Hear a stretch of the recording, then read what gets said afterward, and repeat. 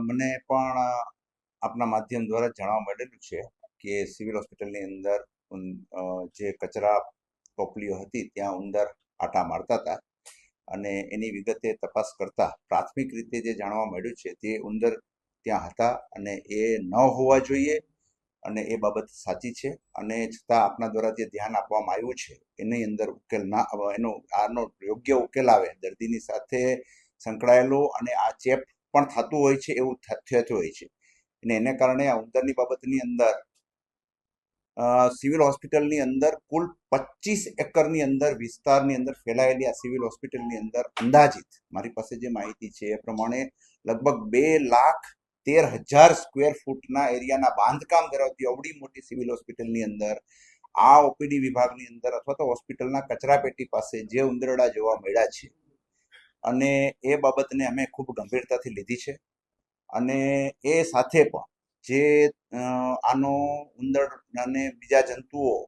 જે ના આવે એના માટેનો કોન્ટ્રાક્ટ છે એ લગભગ આગામી દિવસોની અંદર જ એ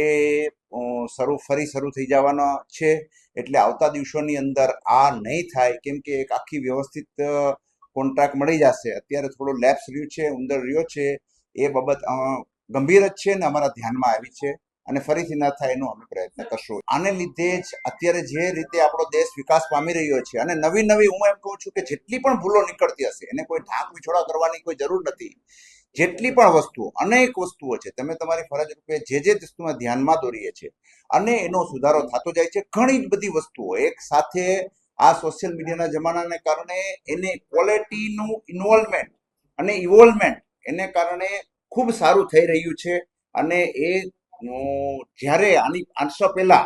જ્યારે સંડાસ બાથરૂમની અંદર પણ ચોખ્ખાઈ નથી પણ આજે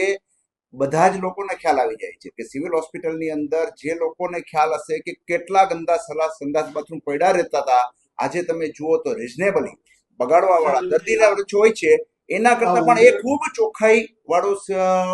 પણ ઇમ્પ્રુવમેન્ટ થઈ રહ્યું છે એટલે શ્વાનની બાબત આવી શ્વાનની બાબતમાં ખૂબ જ સંવેદનશીલતા આવી ગઈ છે અને આ બાબતની અંદર ઉંદરડાની બાબતની અંદર પણ જો આવ્યું છે એનો પણ યોગ્ય થોડાક વખતની અંદર જ એનો નિકાલ આવી જશે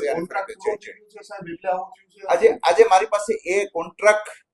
શરૂ થવાનો છે એની માહિતી અત્યારે મારી પાસે છે